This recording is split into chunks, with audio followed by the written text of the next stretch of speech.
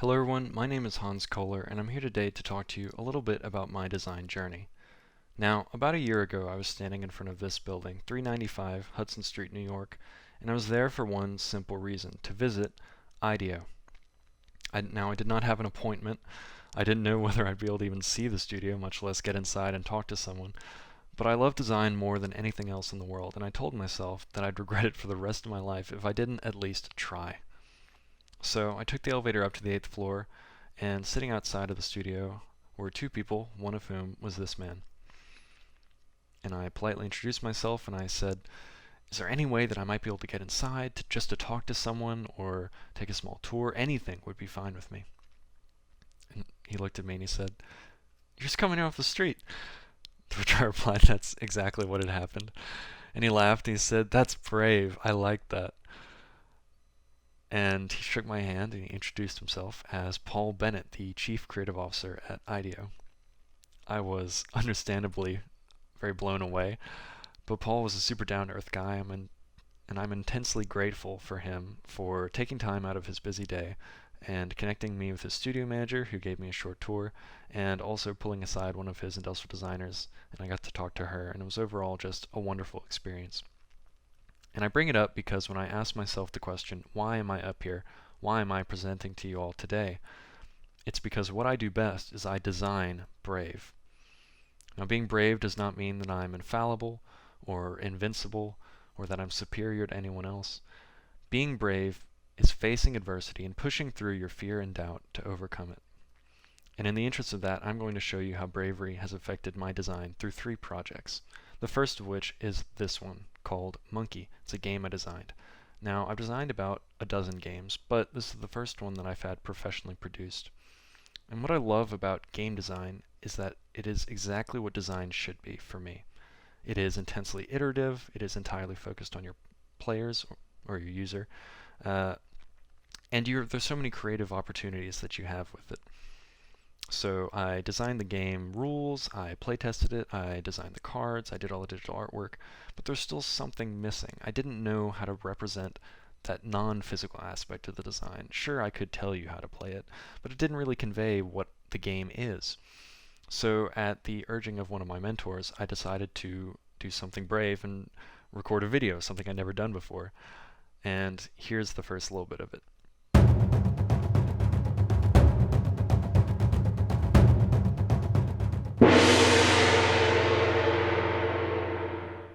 Monkey is a card game for 4 to 6 players. In Monkey, you play as explorers in an ancient jungle and the monkeys that hunt them. So it's very basic, but it does a really good job of showing you what the game is actually supposed to be like. I filmed this with my friends over the course of a couple hours, and for context, Monkey is a game about stealing bananas. Bananas are the currency of the game. And if you're a monkey, then you play by slightly different rules than the rest of the people. And as you go through the jungle, you might encounter traps, which might cause you to lose bananas. And the game ends when everyone has become a monkey, and the person with the most bananas at the end is the winner. And this isn't just a high-fidelity prototype either. This is actually something that I have self-published through a site called The Game Crafter, and you can go and you can buy it for yourself. The next project I'd like to talk to you about is called Koehler Cacao. Now, I love chocolate, and the best chocolate in the world is called single origin chocolate. Single origin means that all the beans in the chocolate bar come from the same place, and depending on the place, that can have a huge impact on what it tastes like. Something from Belize might be completely different from a chocolate bar from, say, Guatemala or Madagascar.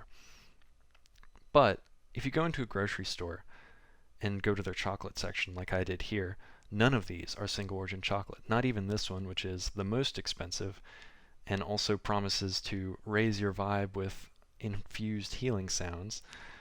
So I decided to make it myself. I bought all the equipment and I made sure to source my ingredients both ethically and organically, and I built a unique brand focusing on what I thought were the most amazing parts of single origin chocolate, which was that each origin tastes different from one another. And I worked with a local printing company to construct packaging and started actually making these. a high quality professional product. But they weren't just for me. Other people were interested in these too, and so I started social media to reach out to both old and new customers, and ended up selling chocolate to people who I'd never even met before. But going into business took being brave. It took $700 of my own money and dozens of hours of my own time spent molding the chocolate, making the chocolate, packaging, delivering, all of it. But at the end, I feel it was worth it, not just as a personal project, but also as a business. At the time of this presenting, I'm actually at around $950 worth of sales, so I've actually passed my break-even point. And the last project I'd like to present today is a project called Pathway. Now, Pathway is a service design project, and it's a little tough for me to present in this format because I created a video for it. But I'm going to give you kind of the Pathway greatest hits. So let's start at the beginning. The United States of America is one of the richest countries in the world, yet we have one of the largest wealth inequalities of any country. When I was given the task to design a prosthetic, I didn't see the limits of a physical device. Prosthetic is something used to improve life quality and alleviate pain. So why not design a prosthetic not for a single person in pain, but for a community in pain? The pain I chose was poverty. Now, there's no magic bullet for poverty. It's a complex and multifaceted problem. However, there are things that one can do and learn that allow a better chance of freeing themselves of it. So I had my problem, but who were my users? Well, through my research, I found that children in poverty are actually more likely to benefit long-term from poverty relief programs than adults. So I started focusing on kids. And initially, my plan was to construct a multi-week camp over the summer, and each week would be themed with a different tool or lesson that would kind of be shared for the kids. But when I started focusing on the first week and designing the activities for food and healthy eating, I started to realize how many of those activities could be applied to some of the other lessons and tools I was trying to share. And so here's a quick overview of what that week looks like. With shopping teaching fiscal responsibility, cooking teaching independence, cultural dishes allowing broadened horizons, nutrition teaching self-care, and local food teaching community involvement and activism. And I designed each day in depth, but I can't show all of them here, so let's take a look at the last day. Day 5 is about community. Partially guided by guests who are community activists or prominent members of the community, kids go to see local food producers in their community, learning about community agriculture to improve nutrition and how they can help the work that others are doing, or how to start their own. Pathway is my proudest project today because it is my bravest. Tackling poverty and food insecurity is a daunting challenge, but it's up to us as designers to take up that gauntlet and fight against inequality. Judges, this whole presentation has been an exercise in bravery, and it might not have been exactly what you expected. But I've shown that being brave can not only be practical and profitable, but actionable. And regardless of your decision, I hope you all will continue to be brave with me. My name is Hans Koehler. Thank you.